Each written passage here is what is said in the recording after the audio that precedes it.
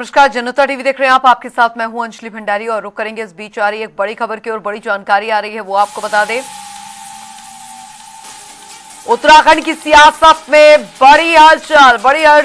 उत्तराखंड की सियासत में पूर्व सीएम हरीश रावत से अचानक मिलने पहुंचे कांग्रेस नेता। हरीश रावत के आवास पहुंचे कांग्रेस वरिष्ठ नेता प्रीतम सिंह। 3 घंटे तक बंद कमरे में चला राजनीतिक मंथन। बड़ी जानकारी, पूर्व सीएम हरीश रावत ने मीडिया से दूरी बनाई हुई है। फिलहाल अर्जित अवकाश पर है हरीश रावत। इस वक्त की बड़ी खबर आपको बता दें, पार्टी में नाराजगी और गुटबाजी की चर्चाएं काफी तेज है, लेकिन इस बीच एक बड़ी खबर आ रही है।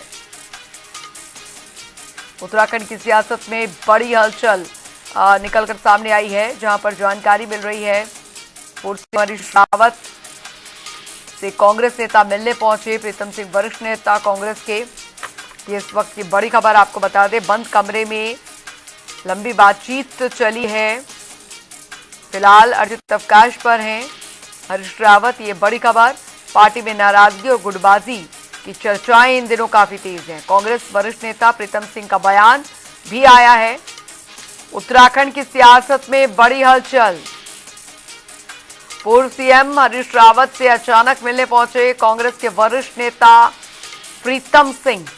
ये बड़ी खबर आपको बता दें, 3 घंटे बंद कमरे में राजनीतिक मंथन चला है। पूर्व सीएम हरीश रावत ने मीडिया से दूरी बनाई हुई है। फिलहाल अर्जित अवकाश पर हरीश रावत हैं। इस वक्त की बड़ी खबर, पार्टी में नाराजगी और गुटबाजी की चर्चाएं काफी तेज हैं। कांग्रेस वरिष्ठ नेता प्रीतम सिंह का बयान जो है वो भी सामने आया है। तो उत्तराखंड की सियासत में इस वक्त की ये बड़ी खबर आपको बता दें, बड़ी जानकारी। कांग्रेस के वरिष्ठ नेता प्रीतम सिंह हरीश रावत से मिलने पहुंचे हैं। 3 घंटे बंद कमरे में राजनीतिक मंथन चला। पूर्व सीएम हरीश रावत ने मीडिया से दूरी बनाई हुई है। रावत जी हमारे बहुत वरिष्ठतम नेता है और वो हमारा सबका मार्गदर्शन करने का काम करते रहते हैं। तो निश्चित रूप से जब मिलते हैं तो बहुत सारी बातें हुई और मैं समझता हूँ कि रावत जी जो है इस राज्य के अंदर कांग्रेस की वापसी के लिए जो है अडिग भी है और उसके लिए काम भी कर रहे हैं। राजनीतिक फुटेज। चलिए खबरों में आगे बढ़ेंगे। उधर आपको बता दें, उत्तराखंड की सियासत में उस वक्त हलचल तेज हो गई जब कांग्रेस के वरिष्ठ नेता हरीश रावत की नाराजगी के बीच भाजपा नेताओं ने उनसे मुलाकात की और इस मुलाकात के बाद उनके भाजपा में शामिल होने या राज्यपाल बनाए जाने की चर्चाएं तेज हो गई। हालांकि बीजेपी प्रदेश महामंत्री कुंदन परिहार ने इन अटकलों को खारिज करते हुए कहा कि हरीश रावत एक अनुभवी नेता है और उनका राजनीतिक से दूर होना उनका व्यक्तिगत निर्णय है। उन्होंने साफ किया कि बीजेपी की ओर से कोई ऑफर नहीं दिया गया।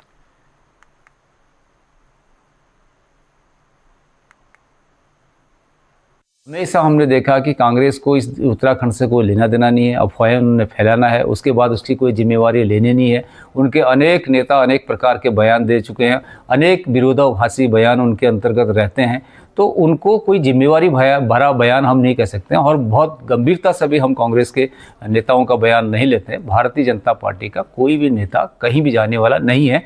आखिर आप ही बताइए कि क्यों जाएगा कांग्रेस में? जो कांग्रेस के जो नेता हैं, हमने यहाँ पर हजारों लोगों को शामिल करवा दिया है, हमारे वहाँ से सबका स्वागत हो रहा है, अभिनंदन हो रहा है, हमारा परिवार बढ़ रहा है। 6 लोग कांग्रेस में शामिल हुए तो कांग्रेस में देख रहे हैं कि किस कदर वहाँ पर एक मनमुटाव सामने आ गया है। एक दूसरे को स्वीकार करने की प्रवृत्ति कांग्रेस के नेताओं की कभी नहीं रही। वर्चस्व की लड़ाई है, इसीलिए कांग्रेस रसातल में जा रही है। इस रसातल में जाने वाली पार्टी में कोई भी जुड़ना नहीं चाहेगा, चाहे वो भारतीय जनता पार्टी के नेताओं की बात कर रहे हैं या फिर आप जनता में से कोई भी व्यक्ति भी कांग्रेस में नहीं जा सकता, क्योंकि वो डूबने वाली जहाज है। उधर सचिवालय में मुख्यमंत्री पुष्कर सिंह धामी ने कई विधानसभा क्षेत्रों की समीक्षा बैठक की, जिनमें थराली, कर्णप्रयाग, केदारनाथ, रुद्रप्रयाग और देवप्रयाग शामिल रहे। बता दें आपको, बद्रीनाथ का नाम शामिल न होने पर विपक्ष ने सरकार पर पक्षपात के आरोप लगाए। इस पर बीजेपी प्रवक्ता मथुरा दत्त जोशी ने सफाई देते हुए कहा कि सरकार सबका साथ सबका विकास के सिद्धांत पर काम कर रही है और सभी क्षेत्रों को समान प्राथमिकता दी जा रही है। सभी विधायकों को विकास प्रस्ताव के लिए बराबर अवकाश दिया गया है और मुख्यमंत्री जल्द ही विपक्षी क्षेत्रों का भी दौरा करेंगे। नहीं, ये आरोप बिल्कुल बेबुनियाद आरोप है। जितनी भी कांग्रेस की विधानसभाएं हैं, निश्चित रूप से उनमें भी समीक्षा की जाएगी और उनमें अलग से समीक्षा की जाएगी। अभी प्रथम चरण में माननीय मुख्यमंत्री जो हमारी भारतीय जनता पार्टी के विधायक जहां से भी हैं, उनकी समीक्षा हो रही है और निश्चित रूप से ये समान रूप से हम तो काम करते हैं, सबको समान रूप से बजट भी आवंटित किया गया है। अगर 10-10 करोड़ के प्रस्ताव बनाने की बात भाजपा के विधायकों को दी है तो वो कांग्रेस के विधायकों को भी दी है। और आर्थिक सहायता में भी अगर जितनी आर्थिक सहायता भाजपा के विधायकों की हो रही है विवेका दीदी कोष से, उतनी कांग्रेस के लोगों को भी मिल रही है। और निश्चित रूप से कांग्रेस विधायक जहां जहां जिस विधानसभा क्षेत्र में, उनके यहाँ भी समीक्षा बैठक होगी और माननीय मुख्यमंत्री जी शीघ्र ही उन विधानसभाओं की भी समीक्षा भी करेंगे, उनका दौरा भी करेंगे। एक सर लोकायुक्त तो चारधाम यात्रा को लेकर मुख्यमंत्री पुष्कर सिंह धामी का बयान सामने आया है। इस मौके पर उन्होंने कहा कि चारधाम यात्रा के लिए राज्य सरकार पूरी तरह तैयार है और श्रद्धालुओं को किसी भी तरह की परेशानी नहीं होने दी जाएगी। उन्होंने गैस की कमी को वैश्विक चुनौती बताते हुए भरोसा दिलाया है कि हर विकल्प पर काम किया जा रहा है और इस साल यात्रा को सफल, सुरक्षित और सुगम बनाने के लिए सभी तैयारियां पूरी कर ली गई हैं।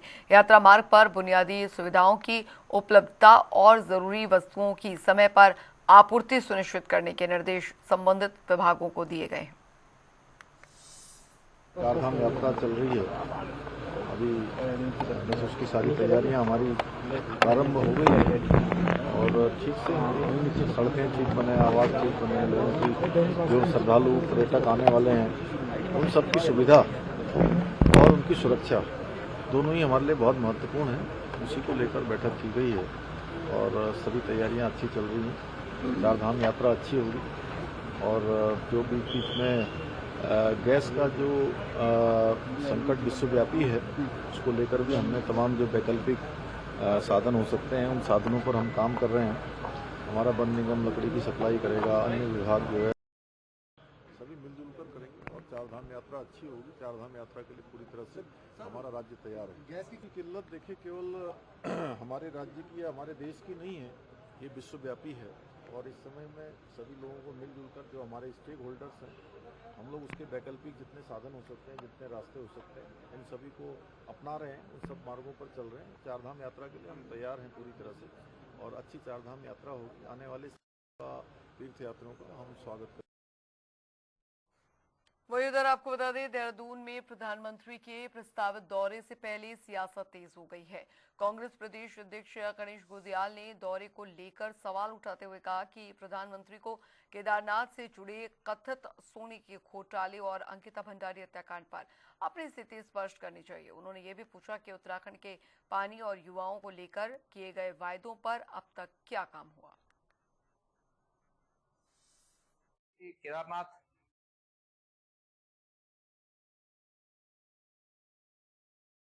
हमारी उम्मीदें जगी हैं कि वो आ रहे हैं तो अंकिता भंडारी के मामले में कुछ बोलें।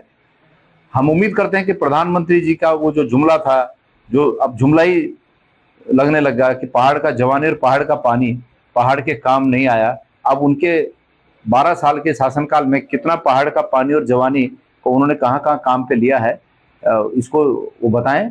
हम ये सब उनसे उम्मीद करते हैं।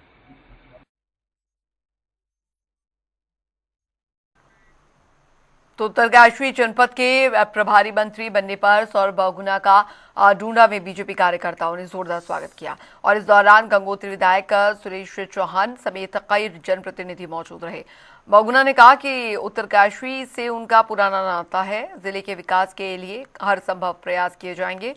उन्होंने चारधाम यात्रा को मजबूत करने और होटल एसोसिएशन की समस्याओं के समाधान का भरोसा दिया। साथ ही कार्यकर्ताओं से 2027 में सभी विधानसभा सीटें जीतने का आह्वान किया। लगातार उत्तरकाशी जिले के दौरे में पुरोला की विधानसभा में था, बाद मैंने कल यमुनोत्री विधानसभा में कोशिश लगातार यही है कि लोगों से मिल सकूं, जो समस्याएं हैं उनका हल ढूंढ सकूं। कुछ समस्याएं जो प्रमुख समस्याएं हैं मेरे संज्ञान में दी गई है, चाहे वो चारधाम यात्रा को लेकर, चाहे वो हमारे जो जिला योजना की बैठक है उसमें कैसे विकास कार्यों को जोड़ा जा सके, उनके लिए हम जरूर अध्ययन करेंगे और इस ज़िले से लगातार मेरा परिवार का लगाव रहा है। मेरे पिताजी 2 बार सांसद रहे हैं। मेरे पूर्व मुख्यमंत्री के रूप में उन्होंने उत्तरकाशी ज़िले को काफ़ी आगे बढ़ाने का काम किया। मुख्यमंत्री जी जो हैं उन्होंने लगातार 13 के 13 ज़िलों पे फोकस रखा है और मुझे उम्मीद है कि इस ज़िले के साथ जो 8-9 महीने का मेरे पास समय है चुनाव से पहले, उसमें सबके साथ मिलकर और ज़िले को आगे बढ़ा।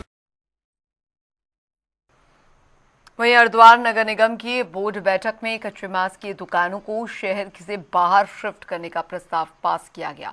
सराय क्षेत्र में 56 दुकानों के निर्माण की योजना बनाई गई है, लेकिन करीब 150 कारोबारियों के लिए व्यवस्था न होने पर करीब विरोध भी सामने आया है। बता दें आपको, निर्दलीय पार्षद एहसान अंसारी ने प्रस्ताव को अव्यवहारिक बताया। वहीं मेयर किरण जैसल ने कहा कि शहर में मीट की दुकानों को एक स्थान पर व्यवस्थित करने के लिए ये अहम कदम है। फिलहाल नॉनवेज होटलों पर कोई निर्णय नहीं लिया गया है। की दुकान है उसको हम सराय में शिफ्ट करें। हमने 56 दुकानें सराय में बनाई है और जनभावनाओं, जनता के जो हमारी देवतुल्य जनता है उनके भावना को देख के, अपनी आस्था को देख के वो वहाँ पर हमने उसको शिफ्टिंग किया है और हमारे देवतुल्य जन का जो ये निर्देश था उसके अनुसार हमने इस कार्य को तुरंत कार्रवाई किया। बिक्री पे प्रतिबंधित किया जाए तो उसको हमने बोर्ड में रखा है और बोर्ड में पास भी हो गया है कि जब तक आज तक वो बोर्ड के समक्ष ये बायलॉ, क्योंकि पहले बोर्ड जो भी चलता है बायलॉ से चलता है, जो पुराना बायलॉज था उसमें ज्वालापुर क्षेत्र को एक्सेप्शन दिया गया था। जब तक हम उस बायलॉ को संशोधन ना करेंगे तो पहले जब वो मीट शॉप तो हम लोग शिफ्ट तभी करेंगे जब वो बायलॉ आ जाए, क्योंकि आ गया है उसके बाद ही हम लोग वो शिफ्ट करने करेंगे। ये दुकानें 57 शॉप्स हैं और इसमें हमारे कुछ जो शॉप्स हैं उसको उन्हीं दुकानों को शिफ्ट कर दिया जाएगा। जो भी ज्वालापुर या अन्य जगह जहाँ पे भी कच्चे मीट की बिक्री है वो 57 शॉप्स में ही सारे लोग करेंगे और निगम क्षेत्र में कोई भी कच्चे मीट की बिक्री नहीं होगी।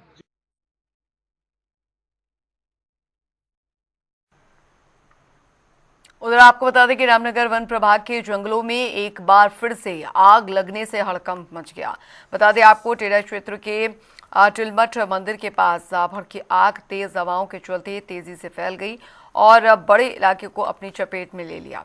सूचना मिलते ही वन विभाग की टीम मौके पर पहुंची और आग बुझाने में जुट गई है। आग के कारण वन्य जीवों और पर्यावरण को नुकसान की आशंका जताई जा रही है, जबकि आग लगने के कारणों की जांच भी की जा रही है। उसी वीट पे तिलपट मंदिर के पास पे वनाग्नि की घटना घटित हुई है, तो स्टाफ को मौके पे भेजा जा चुका है। टीम वहाँ पर जा रही है और वनाग्नि पे काबू करने की कोशिश की जाएगी। तो उम्मीद है जल्दी वनाग्नि काबू कर ली जाएगी। और जिन लोगों ने ये कार्रवाई की, वनाग्नि की जो घटना, ये लोग जानबूझ के जंगलों में आग लगाते हैं, उनके खिलाफ सुसंगत धाराओं के अंतर्गत कार्रवाई की जाएगी और कठोरतम कार्रवाई की जाएगी कि जिससे भविष्य में कोई वनाग्नि की घटना जंगलों में जानबूझ के आग न लगाए। उधर आपको बता दें, रामनगर में नगर पालिका ने दरअसल अवैध अतिक्रमण के खिलाफ बड़ा अभियान चलाते हुए जेसीबी से कई पक्के निर्माण ध्वस्त कर दिए हैं। खताड़ी क्षेत्र में नालों पर बने अवैध निर्माण और सड़क पर कब्जा हटाया गया। कार्रवाई के दौरान पूर्व दर्जा राज्य मंत्री पुष्कर दुर्गपाल और साथ ही ईओ आलोक उनियाल के बीच में तीखी बहस भी हुई। सीएम हेल्पलाइन की शिकायत के बाद प्रशासन हरकत में आया। हालांकि विरोध के चलते कुछ खोखों को 3 दिन की मोहलत दी गई है। कार्रवाई की जा रही थी। आज उसी क्रम में हमें जिलाधिकारी महोदय एवं जिलाधिकारी महोदय के आदेशों के अनुक्रम में हमारे द्वारा खताड़ी क्षेत्र में अतिक्रमण के खिलाफ कार्रवाई की गई। इसमें कुछ सीएम हेल्पलाइन से भी हमारे पास शिकायत गई थी एवं जिला प्रशासन के स्तर पर भी कुछ कार्रवाई के निर्देश हमें प्राप्त हुए थे। तो आज हमारे द्वारा जो मुख्यतः तौर पे जो हमारी सफाई के लिए जो नालों के ऊपर पट्ट के ऊपर जो वो रखे जाते हैं वो भी तोड़े गए थे और साथ में ये 4 खोखे जो हैं जो कि इस तरीके से सड़क के किनारे बने हुए थे उनकी भी आज जांच की गई। उनका सामान हमारे द्वारा खाली करवा दिया गया है। इनके द्वारा ये बताया जा रहा है कि इनके द्वारा जिलाधिकारी महोदय को कोई एक पत्र प्रेषित किया गया जिसमें जांच के आदेश हैं। हम वो पत्र का दिखवा लेते हैं और इनको 2-3 दिन का भी हम लोग अपना पक्ष रखने का एक मौका दे देते हैं। 2-3 दिन के बाद अपना पक्ष रखने के बाद अगर कोई संतुष्ट कार्रवाई नहीं होती तो हम लोग यह खोखे हटवा देंगे। साथ ही एक आगे पर एक टंकी चौराहे पर भी एक दुकान के द्वारा पूरी मोड़ पर काफ़ी बड़ा अतिक्रमण किया गया था, उस अतिक्रमण को भी हटाया गया है। उधर आपको बता दें कि रामनगर में गैस वितरण को लेकर विवाद गहराता जा रहा है, जहां पर उपभोक्ताओं की नाराजगी के बीच यूथ कांग्रेस जिलाध्यक्ष सुमिता लोहनी ने गैस एजेंसी पर धरना प्रदर्शन किया और उन्होंने आरोप लगाया कि गैस उपलब्ध होने के बावजूद वितरण नहीं हो रहा, जबकि उपभोक्ता कई दिनों से काफ़ी परेशान हैं। लोगों ने कालाबाजारी के भी गंभीर आरोप लगाए हैं। वहीं आपको बता दें कि एजेंसी प्रबंधन ने सभी आरोपों को खारिज करते हुए दबाव और भीड़ की वजह बताया। फिलहाल अब मामले में जांच की मांग तेज कर दी गई है।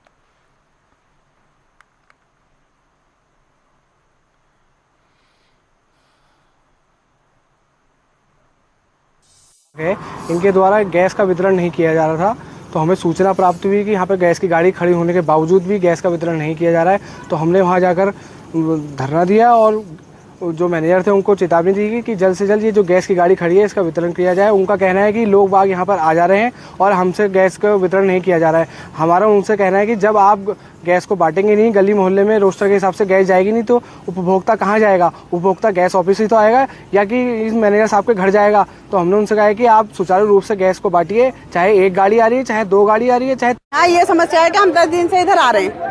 यहाँ कोई सीधे मुंह बात करने को तैयार ही नहीं है, कोई बताने को कुछ भी तैयार नहीं है। यहाँ पे लोगों को आते भी हैं तो कहते हैं जाओ बाद में आ जाना, आज की गाड़ी वहाँ है, आज की वो गाड़ी वहाँ है, लेकिन कोई भी सिलेंडर घर तक नहीं पहुँच रहा। यहाँ पूरी काला बाजारी चल रही है। 9-9 बजे लोग ये गेट खुला रहता है ऑफिस का, कोई एक सिलेंडर किसी को देने को तैयार नहीं। सारे ये ब्लैक में जा रहे हैं 2-2, 3-3 हजार में। हमारे यहाँ पे जो है काफ़ी उपभोक्ता जो है वो ऑफिस में, कार्यालय में आके बहुत भीड़ लगा रहा है।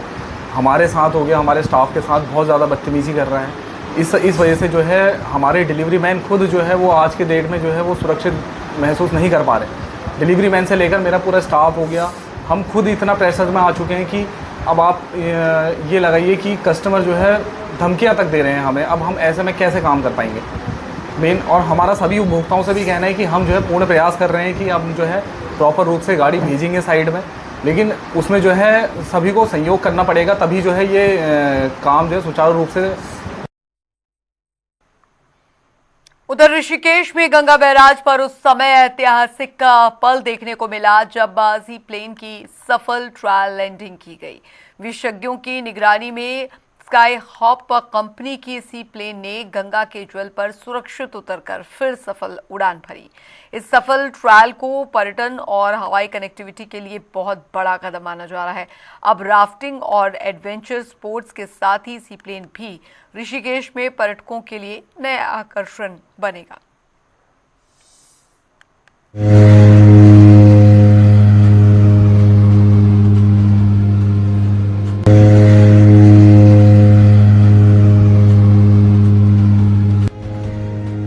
योग नगरी ऋषिकेश में गंगा बैराज पर उस समय ऐतिहासिक क्षण देखने को मिला जब एक प्राइवेट कंपनी ने सी प्लेन की सफल ट्रायल लैंडिंग की।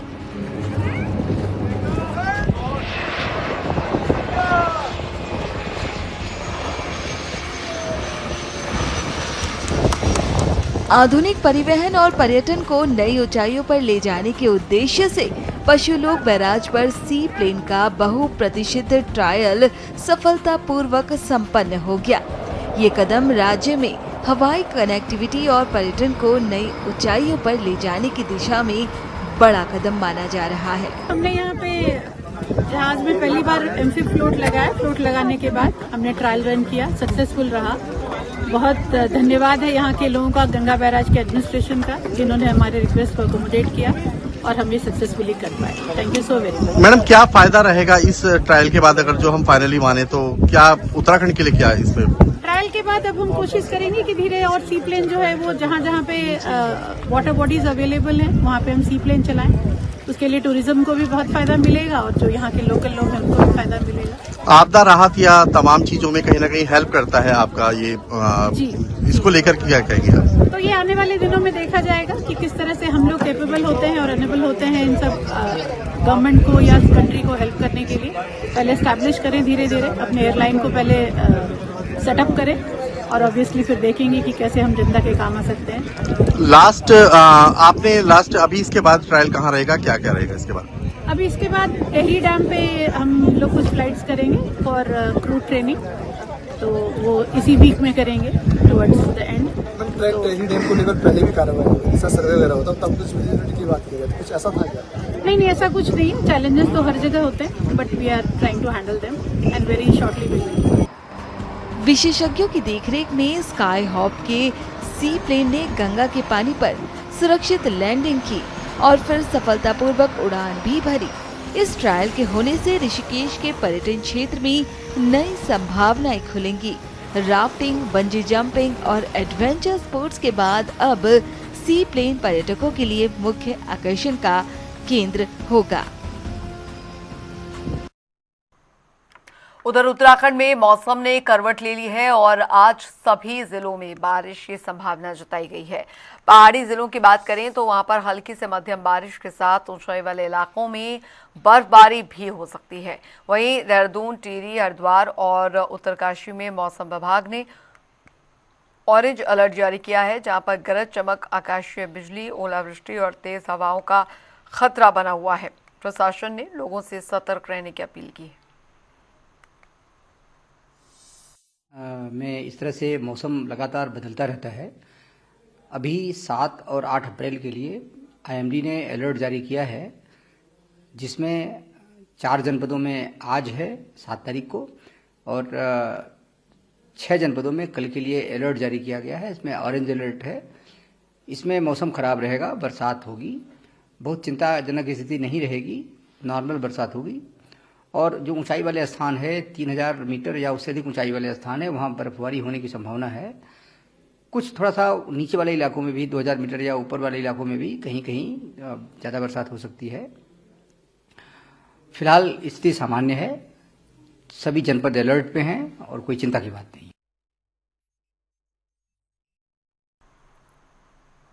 उधर आपको बता दें, नैनीताल में आयोजित बैठक में सांसद अजय भट्ट ने मानव वन्यजीव संघर्ष को रोकने के लिए वन विभाग और प्रशासन को योजनाबद्ध तरीके से काम करने के निर्देश दिए।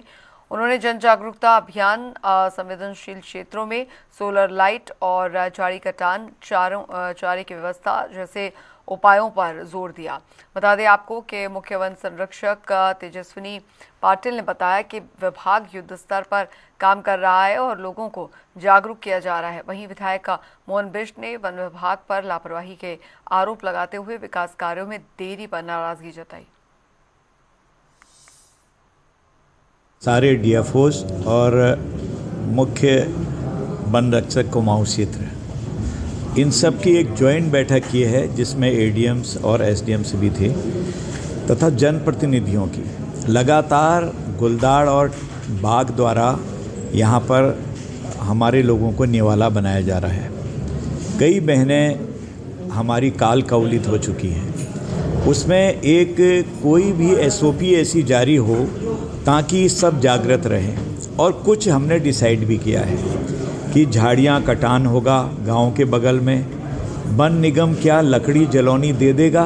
गैस की भी किल्लत है, गैस मिलती नहीं है, कहीं तो गैस है ही नहीं, लकड़ी में ही बनाते हैं, उस पर भी वार्ता करी है। और एक पलवा होता है, आज जो हमारे यहाँ के कुमाऊं के चीफ हैं हमारे यहाँ पर, उन्होंने ये कहा है कि हम वो डिस्ट्रिक्ट एडमिनिस्ट्रेशन को दे देंगे वो बंटवाले फ्री ऑफ कॉस्ट। तो एक ये भी तय हुआ है। इस दिशा की बैठक में जिलाधिकारी से भी इस संबंध में बात हुई थी। हमने कहा भाई ठोस प्रस्ताव के साथ आप जो है उसमें सुरक्षा दीवार या इस तरह का प्रयोजन कीजिए, क्योंकि छोटे छोटे कार्य हो रहे हैं तो उससे वो बार बार वो बह जाते हैं, तो उससे कहीं ना कहीं एक तो जनता का नुकसान बहुत ज़्यादा होता है और जंगलों का नुकसान बहुत ज़्यादा होता है, साथ ही हमारी बदनामी होती है। लोगों को ये लगता है कि ये जो है इन्होंने इस तरह का कच्चा काम करवाया। तो इसीलिए हम लगातार उसमें प्रयास कर रहे हैं कि स्थायी समाधान के रूप में सुरक्षा दीवार या अन्य कोई इस तरह का कार्य हो, जिससे कि कुछ समय तक जो है लोगों को बाढ़ की जो आती है बरसात के दिन में, उनसे राहत मिले। आएंगे तो हम हमारे विभाग के किसी लोगों को भी उनके साथ लगा देंगे ताकि उनकी थोड़ी सुरक्षा हो पाए। हमने ये भी रिक्वेस्ट किया है कि वो साथ में अगर जाएँ तो किसी उनके गांव की किसी पुरुष मंडली या कुछ कुत्ते या कुछ इस टाइप के साथ में ले जाए, ताकि थोड़ा उनको अवेयरनेस हो। अगर सब लोग झुक के घास काट रहे हैं क्या, तो फिर वो एनिमल्स के लिए एक अट्रैक्टिव टारगेट बन जाता है। तो कोई कुत्ते हो या कोई और उनको एक वॉच की तरह कोई पुरुष साथ में जाए उनके, तो फिर उनके लिए थोड़ी सेफ्टी की ज़्यादा संभावनाएं होंगी। दूसरा, हमने ये कोशिश कर रहे हैं डिस्ट्रिक्ट के माध्यम से कि उनको फॉडर की व्यवस्था हो जाए कुछ, ताकि वो बेचारी महिलाएं इतना अकेले जंगल में 4-5 किलोमीटर अकेले जंगल में ना जाए। और देवभूमि उत्तराखंड की खबरों में अभी के लिए फिलहाल इतना ही। वक्त एक छोटे से ब्रेक का।